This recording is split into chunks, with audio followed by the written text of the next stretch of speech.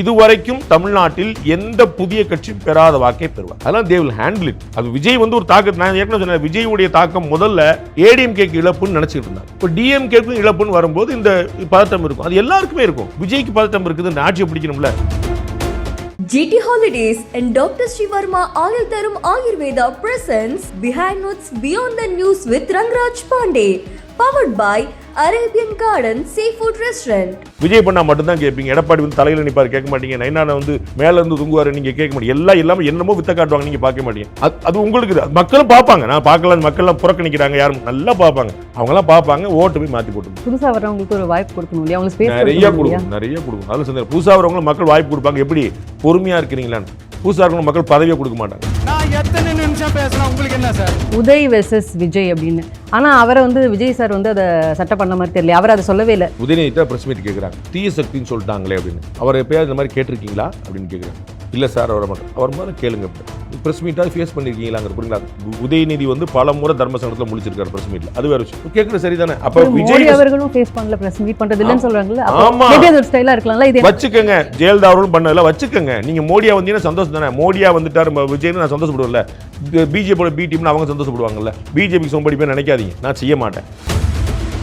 இவர் எவ்வளோ தனியாக எவ்வளோ கரடியாக கத்துனாலும் 2024 இவர் நல்லா உழைக்கலாம், நல்லா விதைக்கலாம், அது பின்னாடி பலன் தரலாம். நான் மறுக்கல. அவர் வந்து ஒண்ணுமெல்லாம் போயிடுவார்லாம் நான் சொல்ல. நல்லா ஓட்டுவாங்க. நான் எந்த வரியும் மாற்ற மாட்டேன். நீங்க யாரா கன்ஃபியூஸ் பண்ணிட்டு நான் கன்ஃபியூஸ் பண்ண சொல்லாது. இதுதான் ரியாலிட்டி, இதுதான் நிஜம். திரு ஆதவர்ஜுனா வந்து திருமாவளவன் பேச மாட்டார்னு நினைக்கிறீங்களா?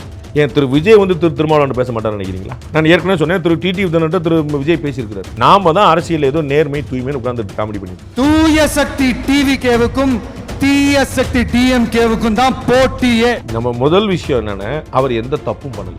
அதாவது பொலிட்டிக்கலி ராங். தப்பு பண்ணலன்னா நல்லவருங்க அந்த சர்டிஃபிகேஷன்ல அந்த மாதிரி தப்பு எதுவும் பண்ணல. ரொம்ப கரெக்டா காய் நடத்துறாரு. அதுவே முதல்ல ஃபர்ஸ்ட். ஸ்லோவா இருந்தாலும் அவருக்கு ஒரு பெரிய அட்வான்டேஜ் இருக்கு, ஸ்டார்ட். அப்புறம் வந்து திரு செங்கோட்டையன் போன்றவர்கள் உள்ள வர ஒவ்வொருத்தரா வர அது ஒரு பெரிய advantage. So he is in the right track, he is growing, he is in a positive way, no doubt. DMK ஒரு தீய சக்தி. GT Holidays and Dr. Shivarma Ayur Tharum Ayurveda presents Behind What's Beyond the News with Rangraj Pandey, powered by Arabian Garden Seafood Restaurant. Already இந்த anti இன்கம்பன்சிங்கிறத நீங்களுமே நிறைய சொல்லியிருக்கீங்க. அந்த மாதிரி ஒரு சிச்சுவேஷன்ல இப்போ ரெண்டும் இல்லாத மூன்றாவது ஒரு மாற்று அப்படின்னு சொல்லும்போது விஜய் வந்து ஒவ்வொரு இடத்துக்கு போகும்போது அந்த இடத்துல இருக்கக்கூடிய பிரச்சனைகளை சுட்டிக்காட்டி பேசி ஈரோடுல வந்தப்பவும் அது பாசன திட்டத்தில் ஆரம்பிச்சு மஞ்சள் இதுல இருந்து திரு எடப்பாடி பழனிசாமி ஒவ்வொரு தொகுதி வாரியா பேசுறாரு. நீங்க காளிங்கராயன் தவிர வேற 3 தடவை காளிங்கராயன் பேரை சொன்னார். அது லோக்கல் அங்க பேசினா உங்களுக்கு தெரியும். அதுலயுமே கொஞ்சம் கன்ஃபியூஷன் ஆயிடுச்சு. நம்ம வந்து பேர் எடுபடுதா இல்லைன்னு கொஞ்சம் கன்ஃபியூஸ் ஆயிட்டாரு. நீங்க அந்த பேச்சு கொஞ்சம் அவரோட பாடி லாங்குவேஜ் நீங்க பார்த்தீங்கன்னா உங்களுக்கு தெரியும். அது வந்து நம்ம காளிங்கராயன் எடுபடுதா இல்லையா, காளிங்கராயன் எடுபடுதுன்னு சொன்னாங்களே, அது எடுபடுதா இல்லையா கன்ஃபியூஸ் ஆயிட்டாங்க. அப்படியே அங்கே நிற்கிறார். ஒரு இருந்துட்டு போட்டோம். அப்போ திரு எடப்பாடி பழனிசாமி சட்டமன்ற தொகுதி வரை இஷ்யூ பேசுறாரு. இன்னொன்று என்ன சொல்றாரு, நாங்கள் என்ன செஞ்சிருக்கோம்னு சொல்றாரு. என்னெல்லாம் நாங்கள் ப்ராமிஸ் பண்ணோம்னு சொல்றாரு. என்னெல்லாம் நடக்கலன்றார். திரு நயினார் நாகேந்திரன் தொகுதி வாரியா பேசுறாரு. சென்ட்ரல் கவர்மெண்ட் என்னெல்லாம் கொடுத்துருக்கு. என் மக்கள் யாத்திரை போன போது திரு அண்ணாமலை அவர்கள் வந்து சட்டமன்ற 234 தொகுதி வாரியா எவ்வளவு பெனிஃபிஷியரி கொடுத்து நிப்பாட்டினார். முத்ரா திட்டத்தின் மூலமாக, வீட்டு வசதி திட்டத்தின் மூலமாக, சென்ட்ரல் கவர்மெண்ட் மற்ற திட்டங்கள் எல்லா திட்டங்களும் பலனடைதல் கொண்டு வந்து நிப்பாட்டினார். அவங்களுடைய வீடியோ போட்டார், ஆளை போட்டார். எல்லாருமே செய்வாங்க. இவர் தொகுதி பிரச்சனை பேசுறாரு. நாங்க பேசிட்டு தான் இருக்கணுமே. அவங்களுக்குலாம் ஆல்ரெடி சான்ஸ் கொடுக்கப்பட்டது. அதனால அவங்க செஞ்சது செய்யாது, அடுத்தவங்க செய்யாது சான்ஸ் கிடையாது. இவர் எவ்வளவு தனியா நின்று எவ்வளவு கரடியா கத்துனாலும் 2024 இவர் நல்லா உழைக்கலாம், நல்லா விதைக்கலாம், அது பின்னாடி பலன் தரலாம். நான் மறுக்கல. அவர் வந்து ஒண்ணுமெல்லாம் போயிடுவார்லாம் நான் சொல்ல. நல்லா ஓட்டுவாங்க. நான் எந்த வரியும் மாற்ற மாட்டேன். நீங்க யாரா கன்ஃபியூஸ் பண்ணிட்டு நான் கன்ஃபியூஸ் பண்ண சொல்லாதீங்க. நல்ல ஓட்டு வாங்குவார், பெருசா ஓட்டை பிளப்பாரு. அவர் ஆட்சிக்கு வரப்போறதில்ல, அவர் எதிர்கட்சி தலைவராகவும் வரப்போறதில்ல. அவர் ஜெயிப்பாராங்கிறத எந்த தொழில போட்டுறாரு பார்த்தா சொல்லு. இவ்வளவுதான். நான் அதுக்கு மேலே வேற ஸ்டேட் பண்ணுவேன். நல்ல ஓட்டு வாங்குவாருன்னு சொல்றேன். நான் சொல்ல அவர்கிட்ட என்ன வித்தியாசம் இருக்குதுன்னு கேட்க. திரு சீமான நீங்க ஏறுங்க, ஏற்காம போங்க. அவர்கிட்ட ஒரு கொள்கை தெளிவு இருக்கு. பாஜக நீங்க ஏறுங்க, எதிருங்க, அவங்கள்ட்ட ஒரு கொள்கை தெளிவு இருக்கு. இடதுசாரிகளுக்கு வந்து ஒரு கொள்கை தெளிவு இருக்குது. பாமக ஒரு பாலிசி இருக்கு. நாங்கள் தமிழ்நாட்டில் முதல் முறையாக நிழல் பட்ஜெட் ஒன்று போட்டவங்க பாமக. இப்போ தமிழ்நாட்டில் முதல் முறையாக விவசாயத்துக்கு பட்ஜெட் சொன்னவங்க பாமக. இனிஷியேட் பண்றாங்க. ஒரு ப்ரோஆக்டிவா ஒரு பார்ட்டி. அப்படி திரு விஜய் என்ன பண்றாரு நான் கேட்கிறேன். அவர்கிட்ட இந்த இது கேள்விப்படாத ஒரு மேட்டரா இருக்கே. ஜெயலலிதாவும் எம்ஜிஆரும் தீய சக்தி சொல்லிடுவாங்க. அது திரு இவர் அதிமுகவும் திரு டிடிவி இப்போ வரைக்கும் சொல்லுவாங்க. அதை அப்படியே காப்பி அடிச்சு நான் சொல்றேன் தீய சக்தி பாஸ். ஏதாவது ஒன்னா புதுசா சொல்லுங்க பாஸ். நான் டே ஒன்னு சொல்லிட்டு எல்லா கொள்கையுமே தூக்கி மிக்சர்ல போட்டு தான் பத்தான்னு சொல்லிட்டு இப்போ கிரைண்டர்ல போட்டிருக்காரு. வேர்ட்ஸையும் எடுத்துருவீங்க. நீ வார்த்தையெல்லாம் மாத்தி சொல்லணும்ல, அதையும் சொல்ல மாட்டேன்றீங்க. டிஎம்கே வெர்சஸ் டிவிகே அப்படிங்கிறத கான்ஸ்டண்ட்டாக எல்லா இடத்துலையும் அவர் சொல்லிட்டே வராரு. பட் இன்னொரு ஒரு நெரேட்டிவ் வந்தது, உதய் வெர்சஸ் விஜய் அப்படின்னு. ஆனால் அவரை வந்து விஜய் சார் வந்து அதை சட்டை பண்ண மாதிரி தெரியல, அவர் அதை சொல்லவே இல்லை. எனக்கு டைரக்ட் வெர்சஸ் வந்து ஸ்டாலின் சார் தான் அப்படிங்கிறதான அவர் கான்ஸ்டண்ட்டாக சொல்லிட்டு ஆளாக பார்த்தா அப்படிதான் திரு உதயநிதி வந்து அழகா டீல் பண்ணுறாரு. அதை உதயநிதிட்ட ப்ரெஸ் மீட் கேட்குறாங்க, தீய சக்தின்னு சொல்லிட்டாங்களே அப்படின்னு. அவர் எப்பயாவது இந்த மாதிரி கேட்டிருக்கீங்களா அப்படின்னு கேட்குறாரு. இல்லை சார் அவரை மட்டும் அவர் முதல்ல கேளுங்க அப்படின்னு. ப்ரெஸ் மீட்டாக ஃபேஸ் பண்ணியிருக்கீங்களாங்கிற புரியுங்களா. உதயநிதி வந்து பல முறை தர்மசங்கத்தில் முழிச்சிருக்காரு ப்ரெஸ் மீட்டில், அது வேறு விஷயம். எல்லா தலைவருமே இந்த மாதிரி முழிச்சிருப்பாங்க. ஆனால் தேக ஃபேஸ் எடுத்து இது ஃபேஸ் பண்ணியிருக்காருன்னு கேட்குறேன். அப்போ ஒரு தலைமை பண்பு எப்படி பார்க்க முடியும்? நம்ம வந்து திரு அண்ணாமலை வந்து ஏர்போர்ட்டில் ஏறும்போது ஒரு பேட்டி கொடுப்பார், இறங்கும்போது ஒரு பேட்டி கொடுப்பார். கண்ணா பின்னான்னு பேட்டி எடுத்து சண்டையெல்லாம் வரும். You are facing it. Thiru TV திறன் அவ்வளோதானே, கேள்வி முடிஞ்சு வச்சுல வேற ஒன்றும் இல்லையே சொல்லிட்டு போகிற அளவுக்கு எந்திரிச்சுப்பார். அவர் உட்கார்ந்து பேசுவார், உங்களுக்கு நிதானம். அப்போ தே ஆர் ஃபேஸ் சரி இல்லை ஏற்குறோம் மறுக்கிறோம், ஆனால் ஃபேஸ் பண்ணுறாரு. கேட்குறது சரிதானே. அப்போ விஜய் அவர்களும் ஃபேஸ் பண்ணல, ப்ரெஸ் மீட் பண்ணுறது இல்லைன்னு சொல்கிறாங்கல்ல. ஆமா, ஒரு ஸ்டைலாக இருக்கலாம்ல. இது வச்சுக்கோங்க, ஜெயலலிதா அவர்களும் பண்ணல வச்சுக்கோங்க. நீங்கள் மோடியா வந்தீங்கன்னா சந்தோஷம் தானே. மோடியா வந்துட்டார் விஜய்னு நான் சந்தோஷப்படுவேன்ல, பிஜேபியோட பி டீம்னு அவங்க சந்தோஷப்படுவாங்கல்ல. எனக்கு புரியுது.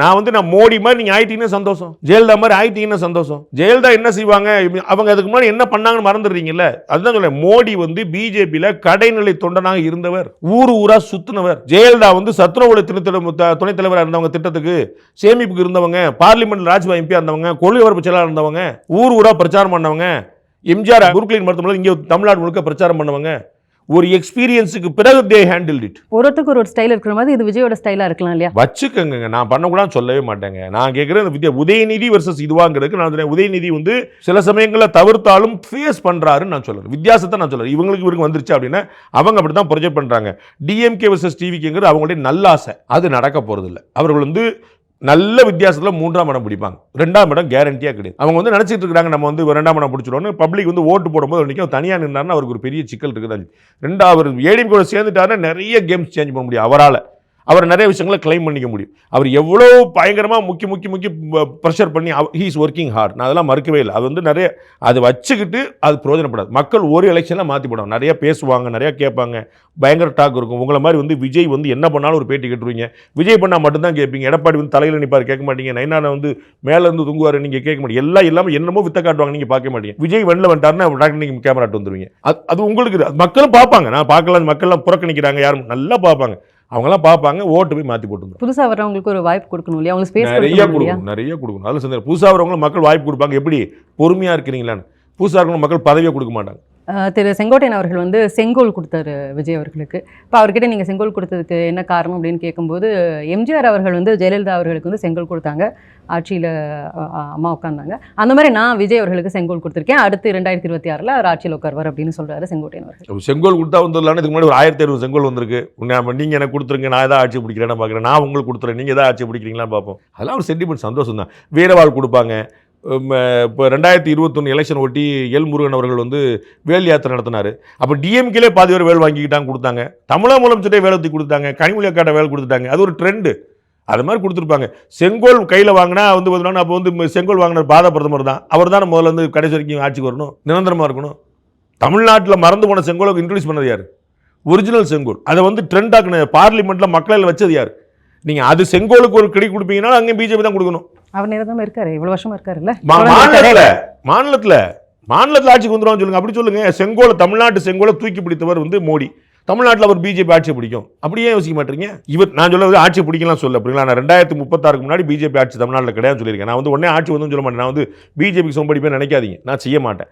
நான் சொல்ல வருது, செங்கோல் வந்து டீல் பண்ணாருன்னா அவர் வந்து ஆட்சியை பிடிச்சிருவாரு அப்படின்னு இப்படி நான் செங்கோல் இதுக்கு முன்னாடியே டீல் பண்ணவர் மோடி. அப்போ தமிழ்நாட்டில் ஆட்சியை பிடிச்சிருவாங்களான்னு கேட்கு. மேபி ஒரு கான்ஃபிடென்ட்டாக ஒரு செய்யக்கூடிய விஷயமா இருக்கலாம். அவங்களுக்கு நல்லா இருக்கு, 50 வருஷம் ஒரு எக்ஸ்பீரியன்ஸ் இருக்குங்கிறது. விஜயை தவிர எல்லாருக்கும் கான்ஃபிடன்ஸ் இருக்கும். திரு விஜய்க்கு உண்மை தெரியும்னு நினைக்கிறேன். மற்றவங்களாம் உசுப்பேற்றுவாங்க, ஆனால் பின்றோம், ஆனால் எங்கே போனாலும் விஜய் விஜய்ன்றாங்கண்ணே, எங்கே போனாலும் நம்ம தானே சொல்கிறாங்க. 2024 பாராளுமன்ற தேர்தலில் பாஜகவை பற்றி பேசாத ஆட்கள் கிடையாது. பிஜேபியை பிடிக்காத ஆள் கூட அண்ணாமலை ஜெயிச்சுருவார்னு நினச்சாங்க. உங்களுக்கு புரியுங்களா? பிஜேபியே பிடிக்காத ஆள் கூட அண்ணாமலை வந்து கிரியேட்டிங் எ ஹியூஜ் வைப், அவர் வந்து பண்ணிடுவார். அவர் ஜெயிப்பார் நான் ஒரு தடவை சொல்லலை, அவர் ஜெயிக்கவும் இல்லை. அன்னைக்கு நிதர்சனத்தை நம்ம புரிஞ்சுக்கணும். மக்கள் வந்து பெரிய அளவில் வாக்களிப்பாங்க, பெரிய டாக் இருக்கும், பெரிய இன்னைக்கும் அண்ணாமலைக்கு பெரிய எதிர்பார்ப்பு இருக்குது. அண்ணாமலை மாறின பிறகு பெரிய வருத்தம் இருக்குது, வேறு அதெல்லாம் குழப்பமே இல்லை. ஆனால் சஸ்டெயினபிலிட்டின்னு ஒன்று வேணும், தொடர்ந்து இருக்கணும், தொடர்ந்து பார்க்கணும். மக்கள் பார்த்துட்டு தான் முடிவு. ஒரு எலெக்ஷனில் மக்கள் முடிவு பண்ண மாட்டாங்கன்னு சொல்லவர். நான் வந்து திரு விஜய்க்கு மக்கள் ஆட்சியவே கொடுக்கலாம், 26 இல்லை, இவ்வளோதான் நான் பேசுகிறேன். விஜய் வீணா போவார், விஜய் வரமாட்டார், விஜய் அதெல்லாம் நான் சொல்லவே இல்லை. 2026 பற்றி மட்டும்தான் நான் பேசியிருக்கேன். அப்போ வந்து புதிய மக்களுக்கு வாய்ப்பு கொடுக்குறோம், கொடுப்பாங்க, நல்ல ஓட்டு, அது நல்ல ஓட்டு கொடுப்பாங்க. இதுவரைக்கும் தமிழ்நாட்டில் எந்த புதிய கட்சியும் பெறாத வாக்கை பெறுவார்.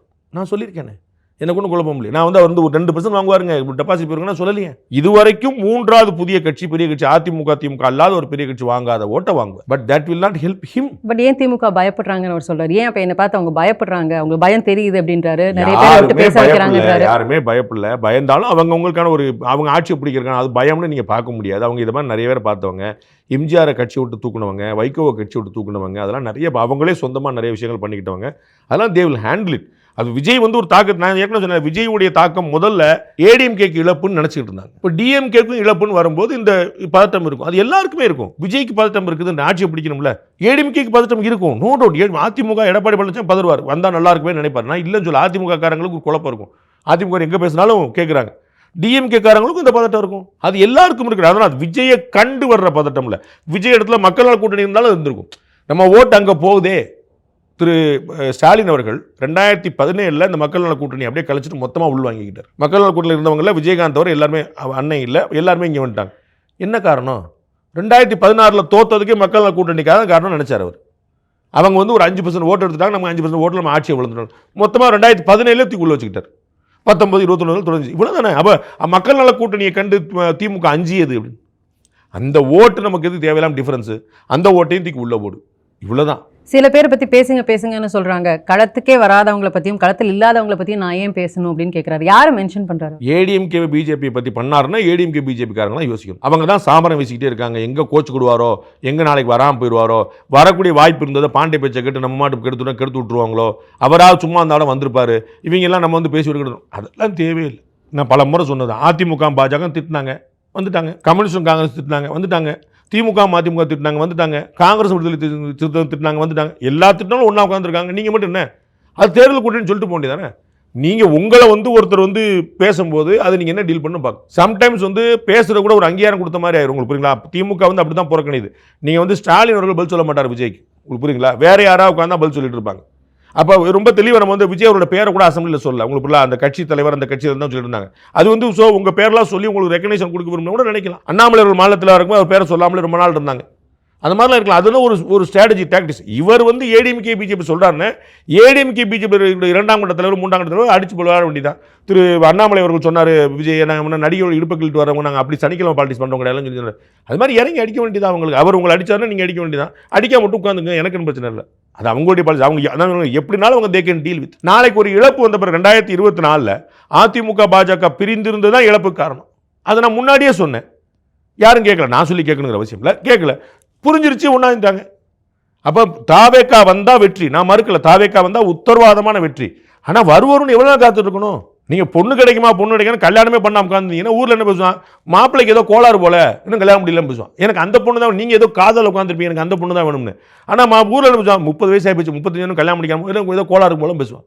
வந்தாவா வராட்டி போச்சு, நீங்கள் அடுத்த வேலையை பார்த்தீங்கன்னா ஓகே, அது ஒன்று பிரச்சனை, 4 பேர் உங்களை தேடி வருவாங்க, நீங்கள் பேசலாம். அது வந்து எனக்கு தாவேக்கா தான் வரட்டும். அவர் உங்களை விமர்சிக்க தயங்கல இல்லை, நீங்கள் ஏன் பேசாமல் உட்காந்துருக்கீங்க? இல்லை உட்காந்துருக்கீங்க, உங்கள் இஷ்டம். அப்போ அவர் சொன்ன அந்த 2 வந்து பிஜேபி அண்ட் வேகமாக எனக்கு தெரிஞ்சு வேறு யாரும் இல்லை. அவர் நாம் தமிழரை பேசுறது இல்லை. அண்ணன் வந்து ரொம்ப நேரம் தூண்டில் போட்டு பார்த்தாரு, நாம் தமிழர் பேசுறதில்ல. ஒரு கம்யூனிஸ்டுகள் உட்பட காங்கிரஸ் உள்ள எல்லாருமே ஒரே கூட்டத்தில் இருக்கிறாங்க. எதிர யார் இருக்கா? திமுக விமர்சிச்சார்னா திமுக கூட்டணி சேர்த்து விமர்சிக்கிறார். திமுக விமர்சிச்சா திமுக கூட்டணி, காங்கிரஸை பற்றி மட்டும் சொல்ல மாட்டார். மற்ற எல்லாரும் கூட்டணி தான். அப்போ எல்லாரும் தனித்தான். நீங்கள் வந்து விடுதலை சிறுத்தை விமர்சிச்சாரா, கம்யூனிஸ்ட் விமர்சிச்சாரா, நம்ம கேட்க வேண்டியதில்லை. அப்போ எதிர யார்? நாம் தமிழர் இருக்கு. நாம் தமிழர் பயங்கரமாக விமர்சனம் பண்ணுச்சு, அவங்க பதில் யாரும் சொல்லலை. அப்போ பாக்கி இருக்கிறது ஏடிஎம்கே பிஜேபி அலைன்ஸ் தானே.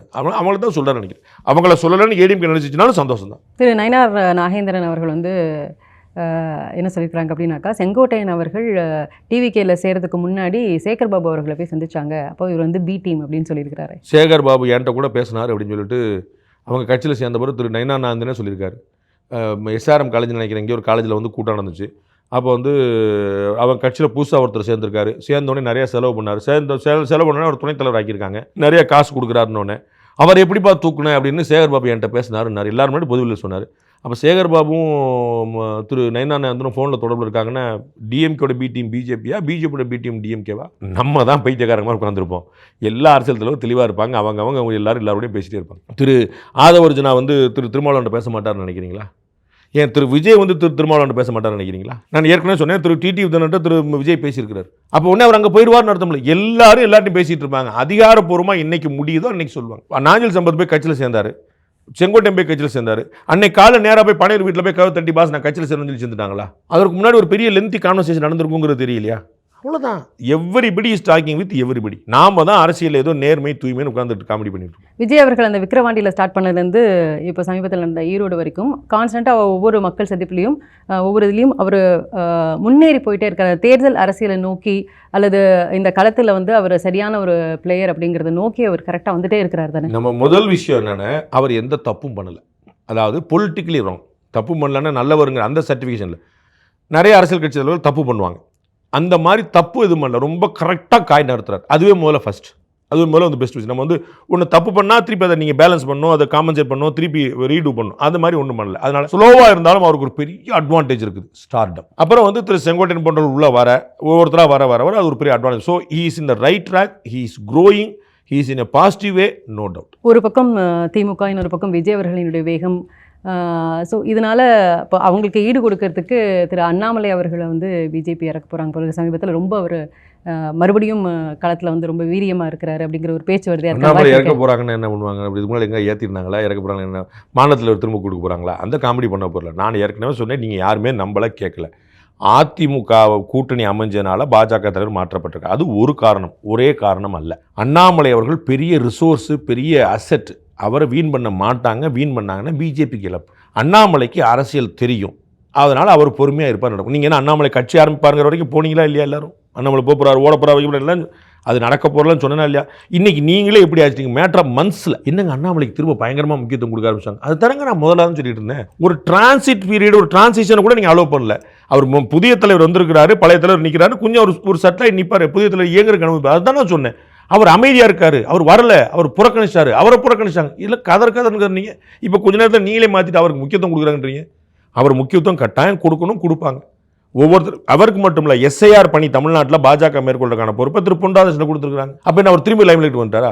ஒவ்வொருத்தருக்கும் ஒரு பணி கொடுத்துக்கிட்டே இருப்பாங்க. அண்ணாமலை அவர்கள் வந்து மீடியா ஃப்ரெண்ட்லி அப்படிங்கிறனால உங்களுக்கு தெரிஞ்சிருக்கு, மீடியாவுக்கு வந்து அவர் நல்ல தீனி கொடுப்பார். அதனால உங்களுக்கு தெரியும். மாதிரி எல்லாருமே களப்பணி ஆட்டிகிட்டே இருக்காங்க. அண்ணாமலையை வீண் பண்ண மாட்டாங்க, அண்ணாமலை வீணாக மாட்டார். இதை நான் பல முறை சொல்லியிருக்கேன், நோ டவுட்.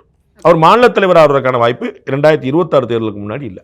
அப்போது அதிமுக மேலே பிஜேபி வந்து அதிருப்தி இருக்குது, அதனால அவங்க பக்கமாக வேகமாக மூவ் பண்ணுறதுக்காக முயற்சிகள். இது மாதிரி ஒன்றுனா ஏதாவது நல்ல நடந்துருமோன்னு பதறனா அதுக்கு ஏதாவது ஒரு அஸ்து சொல்கிறதுக்கு ஒரு விஷயத்தை தோண்டி மூட்டோலையை பார்த்து 15 மணி நேரம் உட்காந்து அது யோசிக்க வேண்டியது. That is not going to happen. நான் 2026 தேர்தலில் அதிமுக பாஜக கூட்டணி இன்டாக்ட். அதில் ஒரு செகண்ட் தாட் கிடையாது. 2026 மேலே இருக்குமான்னு யாருக்குமே உத்தரவாதம் சொல்ல முடியாது. திமுக கூட்டணியே காங்கிரஸ் வெளியே போயிருக்க நிலைமை வந்துச்சா வரலையா? இல்லை, அதை டாக்கு இல்லையா? இருந்துச்சு இல்லை. அப்புறம் நீங்கள் அதிமுக பாஜக காலகாலத்துக்கு ஒன்றா நினைக்கிறீங்க. 2026 ஒன்றா இருப்பாங்க, 2029 இருப்பாங்களா? அது 29 பார்ப்போம். அண்ணாமலை வந்து பிஜேபிக்கு உள்ள இருப்பாரு, அண்ணாமலையை பிஜேபி பயன்படுத்தும். 2026 குழப்பமே இல்லை.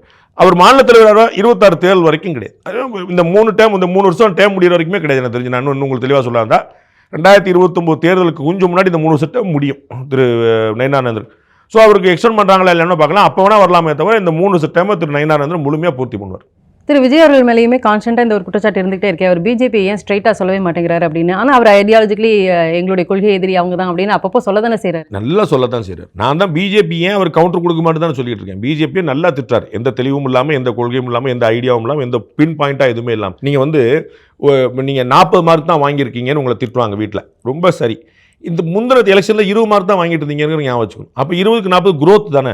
அப்போ இந்தியா முழுக்க எஸ்பெஷலி தமிழ்நாட்டுக்கு நீங்கள் எந்த ஸ்கீம் மன்ரேகாக்கான இப்போ வந்து நிதி ஒதுக்கீடு வரைக்கும், நீங்கள் மாநில அரசுக்கான நிதி ஒதுக்கீடுலேருந்து, மாநில அரசுக்கான நிதி பங்கீடுலேருந்து, ஜிஎஸ்டி எல்லாத்துலேயுமே தமிழ்நாடு உட்பட இந்தியா முழுக்க கூட்டியிருக்கு. பிஜேபி கவர்மெண்ட் லாஸ்ட் 11 இயர்ஸில் எனி டேட்டா ஒன்று பின்னாடி இப்போ நான் உங்களுக்கு ஜிஎஸ்டி இம்ப்ளிமெண்ட் ஆகும்போது சொன்னேன், ஏதாவது ஒரு பொருளுடைய டேக்ஸு ஜிஎஸ்டிக்கு அப்புறம் கூடிடுச்சுன்னு சொல்லுங்கன்னு. அரிசி இருக்குது 100 ரூபா, இன்றைக்கி 100 ரூபா டேக்ஸ் வச்சிங்க, இதுக்கப்புறம் 110 ரூபா. ஒரு பொருளுக்கு கிடையாது. இவங்க சும்மா ஜிஎஸ்டி கத்திக்கிட்டே இருந்தாங்க. ஜிஎஸ்டியில் எந்த பொருளுக்கான வரி கூடி இருக்குன்னு கேட்டேன். ஒரு பொருளுக்கு எந்த பொருளும் சொல்ல முடியும் உங்களுக்கு, புரியுங்களா? அதை மாதிரி சொல்லிட்டு இருப்பாங்க. எந்த விஷயத்தில் பிஜேபி வந்த பிறகு 14 தமிழ்நாடு பின்னடைஞ்சிருக்கு, தமிழ்நாட்டுக்கு பின்னடைவை பிஜேபி கொடுத்துருக்கு, அது சொல்லணும்ல. அப்போ பிஜேபி வந்து ஆட்சிக்கு வந்த 11 ஆண்டுகளில் தமிழ்நாட்டுக்கு வளங்களை கொடுத்துக்கிட்டே போகுது. எங்கள் கொள்கை எதிரி பிஜேபி. என்ன கொள்கை ஆளுவாங்க அதை பேசுவோம். பிஜேபியோட எந்த கொள்கையை டிவி கேட்க பிடிக்கல. Maybe right wing. ஏன் நீங்கள் என்ன விங்கு, நீங்கள் என்ன விங்கு? தொழிலாளர்கள் தொண்டர்கள்லாம் கிளம்பி வருவீங்களா? அந்த கேரவேன் கார் வந்து லெஃப்ட் விங்கா? ஏழை பங்காளர்களுடைய வண்டியா? அந்த வண்டி என்ன வேலை? அந்த வண்டிக்கு என்ன வாடை? வெளியே வர மாட்டாருன்னு அந்த வண்டி ஏழை பங்காளர். நான் நீங்க வச்சுக்கோங்க, உங்களோட நான் எனக்கு வாய்ப்பு கொடுத்தா நான் வச்சுக்கிடுவேன். நான் பொறாமையெல்லாம் பேசுறேன், சந்தோஷமா வச்சுக்கிடுவேன். அது ரைட் விங்கா லெஃப்ட் விங்கான்னு கேட்குறேன். தரையில் மதிமுகவுடைய கூட்டமும் இடதுசாரியோட கூட்டமும் எப்படி நடக்கும்? சீமானுடைய கூட்டம் எப்படி நடக்குது? அந்த கூட்டம் இந்த கூட்டம் வேற இல்லையா? அவர் எப்படி எந்த அவங்களுடைய நான் சொல்றது கூட்டம் சேர்றது இல்ல, அவர் நடத்துற மேடை 10க்கு 10 மேடையில் போடுறாங்க. நீங்க போட்டு நிப்பாட்டிருக்கீங்களா? நான் கூட்டம் நீங்க லட்சம் பேர் வரட்டும், பரமசுந்தரம் நீங்க தான் சூப்பர் ஸ்டார் நான் சொல்ல இல்ல, மறுக்கவே இல்லையே. அவர் எந்த கூட்டத்தில் போறாரு? 407 லாரியில் போடுறாங்க, 10க்கு 10 சாதாரண கூட்டத்தில் போடுறாங்க. நீங்க போட்டிருக்கீங்களா? ரைட் விங் எதை சொல்வீங்க நீங்க? அப்புறம் நீங்க லெஃப்ட் விங் என்ன விங் பண்ணிட்டு இருக்கீங்க? ஹெலிகாப்டர்ல வந்து இறங்குனீங்க, செப்பரேட் ஃபிளைட்ல வந்து இறங்குனீங்க, கேரவன்ல வந்து இறங்குனீங்க. அண்ணே சீமான் கேட்கிறாரு, தனி சார்ட்டர்ட் ஃபிளைட்ல வந்துட்டு கேரவன்ல நின்று பேசிட்டு போயிட முடியும், இதுதான் பாலிடிக்ஸ்னா நாடு எங்க போகும்னு கேட்கிறாரு. அது பதில் இல்லையா? கோடீஸ்வரர் மட்டும் செய்யக்கூடிய தொழில் சாரி, அது மேபி ஒரு மாற்று வழின்னு சொல்றாரு. அது மாறுபட்ட இந்த ஜெனரேஷனுக்கு ஏற்ற மாதிரி அவர் சிந்திக்கிறாருன்னு வச்சுக்கலாம். நீங்க ரைட் விங்னு சொன்னா நான் பாருங்க, நான் அவர் விஜயோடைய கொள்கை தப்புன்னு சொல்ற ஆள் இல்ல. B clear about that. விஜயோட கொள்கை ஆல்ரெடி இருக்குதுன்னு சொல்றேன், இவ்வளவுதான். விஜய் ரைட் விங்னால ஆகலன்னு சொல்லி சொன்னீங்க, பிஜேபி ரைட் விங்னால ஆகலன்னு சொல்லி நீங்க எந்த விங்னு கேட்டு. ரைட் விங் என்ன சொல்லுவாங்க? கேபிட்டலிசம், புரியுங்களா, இண்டஸ்ட்ரியலைசேஷன், தொழில்மயமாக்கல், குளோபல், இதெல்லாம் ரைட் விங்னு சொல்லுவாங்க. அதுக்கு நீங்க எதிரானவரான்னு நான் கேட்க. பரந்தூர்ல விமான நிலையம் வேண்டாம், எங்க வைக்கலாம்னு கேட்டேன். பதில் சொல்லுங்க. நாங்க அவர் முதல்வர் சொல்றாரு, நாங்கள் விமான நிலையத்துக்கு எதிரானவர்கள் இல்ல, வளர்ச்சிக்கு. எங்க சார் இருப்பீங்க? அதுக்கு பதில் சொன்னோம்ல, பரந்தூரில் விமான நிலையம் வேண்டாம், ஓகே, எங்க விமான நிலையம் வைக்கலாம் அதை சொல்லணும்ல. நான் வந்து அவர் சரியில்லை, ஆல்டர்னேட் ஐடியா சொல்லுங்க. அப்ப அவர் ரைட் விங்ல அவர் எந்த விங்னு கேக்குறேன். பட் கன்ஸ்ட்ரக்டிவ் கிரிட்டிசிசம் அவர் அக்செப்ட் பண்ணிக்கிற மாதிரி தானே தெரியுது. ஏன்னா அவர் கூட்டம் முடிஞ்சு அவர் பேசக்கூடிய விஷயத்துக்கு வரக்கூடிய விமர்சனங்களை எடுத்து அடுத்த கூட்டத்தில் அதை அட்ரஸ் பண்றது, அந்த மாதிரியான ஒரு he is developing, he is growing, he has not done anything wrong. நான் சொல்லத்தான் செஞ்சேன், மறுக்கலையே. இது வரைக்கும் அவர் ஒரு பொலிட்டிக்கல் மிஸ்டேக் பண்ணல, கமிட் பண்ணவே இல்லை, கரெக்டாக பண்றாரு, நிதானமாக பண்றாரு, திங்ஸ் அவருக்கு சாதகமாக இருக்கு, he is growing. நான் அதெல்லாம் மறுக்கவே இல்லையே. நீங்க அவருக்கு கொள்கை இருக்கான்னு கேட்டால் எந்த கொள்கை இருக்குன்னு கேட்குறேன். பெரியார் கொள்கை தரலாம், எந்த பெரியாரோட கொள்கை? பிஜேபி பிடிக்கல ரைட் விங்னா ரைட் டு பி ஃப்ரெண்ட். நான் நீங்க சொன்னதுக்கு மட்டும் தான் நான் மறுப்பு சொல்றேன் தவிர அவர் வந்து கஷ்டப்படணும் நான் ஏன் விரும்புறேன்? அவர் நல்லபடியாக வளரட்டும், சூப்பராகட்டும். அவர் 2026 ஆட்சியை பிடிக்க போல தான் நான் சொல்லிட்டு இருக்கேன். உங்களுடைய நேரத்துக்கு ரொம்ப ரொம்ப நன்றி. GT Holidays and Dr. Sri Varma Ayul Tarum Ayurveda presents Behind Woods Beyond the News with Rangraj Pandey, powered by Arabian Gardens Seafood Restaurant. GT Holidays and Dr. Sri Varma Ayul Tarum Ayurveda presents Behind Woods Beyond the News with Rangraj Pandey, powered by Arabian Gardens Seafood Restaurant.